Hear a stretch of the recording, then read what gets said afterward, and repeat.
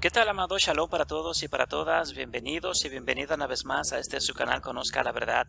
Gracias por estar con nosotros. Deseamos que el Eterno le guarde y le bendiga, que el Eterno haga resplandecer su rostro sobre usted, pero sobre todas las cosas que ponga el Eterno en usted. Shalom. Quiero aprovechar en esta oportunidad para saludar de una manera muy especial a nuestros hermanos, la cual conforman el grupo Una Tribu Hebrea. Quiero saludarle de una manera especial, deseándole que el Eterno les bendiga a cada uno de ellos y de ellas, que el Eterno haga resplandecer su rostro sobre cada uno y que el Eterno, a través de la Ruach HaKodesh, los dirija cada día más al camino de la verdad, así como lo ha venido haciendo. Bien, amado, queremos hablar en esta oportunidad acerca de los ángeles que pecaron, pero antes queremos recordarle que si usted no se ha suscrito a nuestro canal, suscríbase, denle like, active la campanita de notificaciones para que les lleguen automáticamente nuestros estudios. Y si usted desea compartirlo, compártalo con sus hermanos, con sus amigos, con su familia. Comparta nuestros estudios con todas las personas que usted quiera, para que así todos estemos llegando al conocimiento correcto de la palabra del Eterno. Para hablar de este tema, vamos a iniciar hablando un poquito acerca de lo que es el Tártaro. En la cultura griega, el Tártaro es visto como un lugar del inframundo y también como una deidad. El Tártaro era un lugar mucho más profundo que el Hades, según ellos. Así como el Tártaro, el Hades griego fue considerado como una deidad y como un lugar donde habitaban las almas de los muertos. Más tarde, con los romanos, que siguieron muchas tradiciones de la mitología helénica, aplicaron el concepto de Tártaro al lugar en la que iban las almas pecadoras. El poeta Virgilio describe el lugar como muy inmenso, como un lugar rodeado del incandescente río Flegetonte, en otras palabras, un río de llama, de fuego, y de grandes murallas que lo hacían inaccesible para el escape. Los pecadores eran castigados allí por sus obras terrenales, según este gran poeta. A lo largo de cada escrito de las escrituras hebreas, conocida como el Tanaj, lo que usted conoce hoy en día como la Biblia, vemos que no existe una mención que se refiera a ángeles malos o a ángeles que desobedecieron al Eterno, como la religión lo ha pintado, sino más bien que estos ángeles en las sagradas escrituras hebreas muchas veces se refieren a Malach o Malachim, que lo único que representa es mensajero o mensajeros de una noticia. Y pueden ser tanto seres inteligentes o seres espirituales no de este mundo, así como personas naturales de este mundo. Vamos a citar aquí algunos ejemplos de la palabra Malach en el Tanaj, refiriéndose a las personas humanas. Por ejemplo, en el libro de Isaías capítulo 30, versículo 4, la palabra dice: cuando estén sus príncipes en Zoán y sus embajadores lleguen a Janes. La palabra embajadores aquí es la misma palabra para ángeles, la cual también en el idioma hebreo es la misma palabra para Malachim.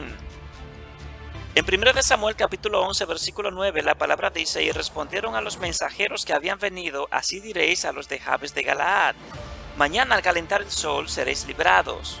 Y vinieron los mensajeros y lo anunciaron a los de Jabes, los cuales se alegraron.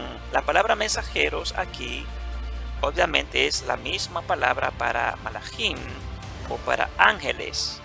En 2 de Crónicas, de igual manera, capítulo 36, versículo 16, la palabra dice: mas ellos hacían escarnio a los mensajeros de Elohim y menospreciaban sus palabras, burlándose de sus profetas, hasta que subió la ira de Yahweh el Eterno contra su pueblo, y no hubo ya remedio. La palabra aquí, mensajeros, es la misma palabra para ángeles o para Malachim, y aquí se estaba refiriendo simplemente a los profetas, hombres, humanos, naturales, no a agentes celestiales. Hay otros ejemplos también en la Biblia, por ejemplo, como en el caso de Primera de Reyes, capítulo 20, versículo 9, Isaías 42, 19, Primera de Reyes 22, 13 y Jueces, capítulo 6, versículo 35. Cabe aclarar ciertos puntos aquí sobre este tema. Primero, no existen malachim o mensajeros celestiales que se hayan revelado ante su Creador. Bíblicamente no existen. Segundo, si existen malachim o mensajeros o ángeles que se hayan revelado ante su Creador, no son más que los humanos. Tercero, No hay un Satán o un diablo suelto con sus demonios en los aires o en el infierno, como lo enseña hoy en día el cristianismo. Cuarto punto.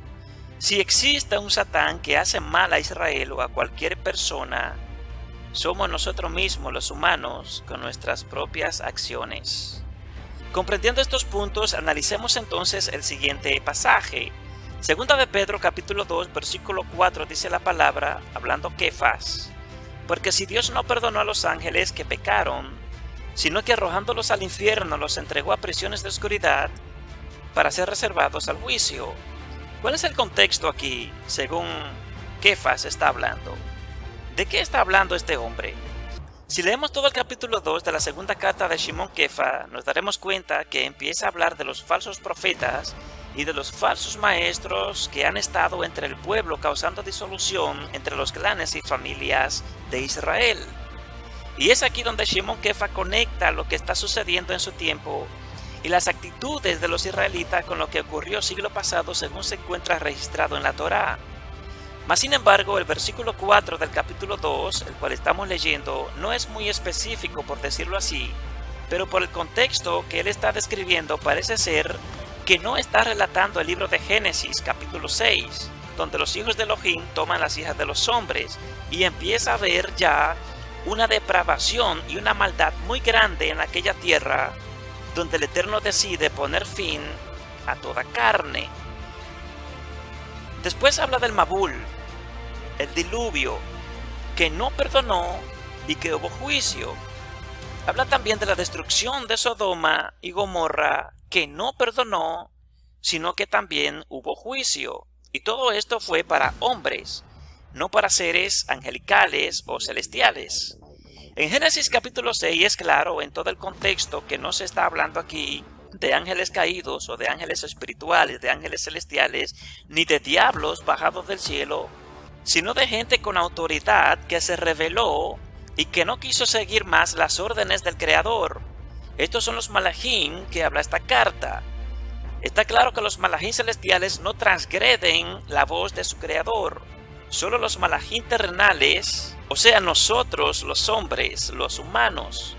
La palabra infierno es la palabra que aparece en la mayoría de las traducciones bíblicas cristianas de hoy en día.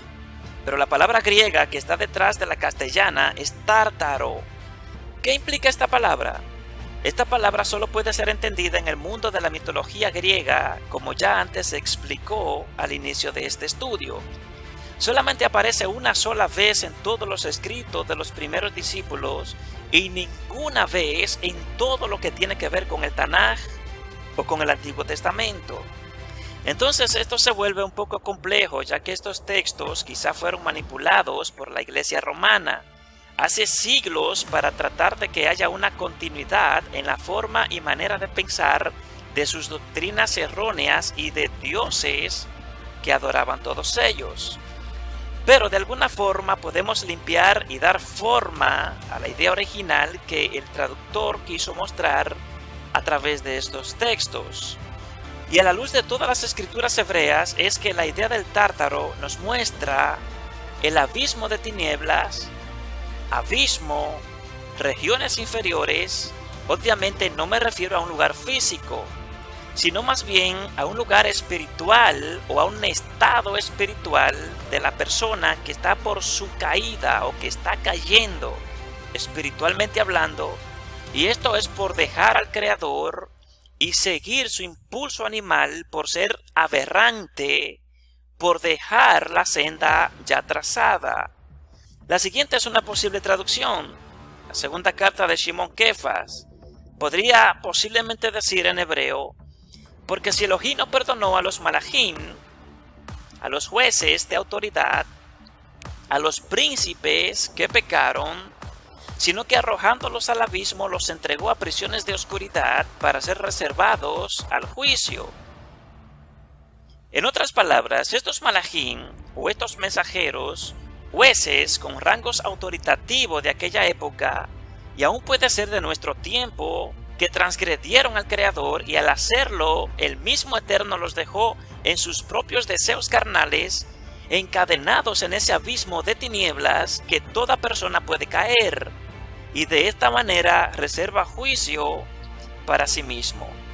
En la carta de Judas capítulo 1 versículo 6 la palabra dice: y a los malajín que no mantuvieron su posición de autoridad, sino que abandonaron su propia morada, los tiene perpetuamente encarcelados en la oscuridad para el juicio del gran día. Una vez más, parece ser que los autores hablan de los mismos acontecimientos narrados en la Torá para mostrarnos que el justo juicio del Eterno, tarde o temprano, llega por falta de amor a su Torá y por buscar los deseos egoístas que lo único que hacen es deformar al ser humano. Hasta aquí llegamos con este corto estudio. Esperamos y deseamos que haya sido de bendición para usted. Le recordamos que si no se ha suscrito a nuestro canal, suscríbase, denle like, active la campanita de notificaciones para que le lleguen automáticamente nuestros estudios. Y si desea compartirlo, compártalo. Comparta nuestros estudios con su familia, con sus amigos, con sus hermanos de congregación. Compártalo con todos para que así todos estemos llegando al conocimiento correcto de la palabra del Eterno. Así es que gracias por su tiempo. Deseamos que el Eterno le guarde, que le bendiga, que el Eterno haga resplandecer su rostro sobre usted, pero sobre todas las cosas que ponga el Eterno en usted. Shalom.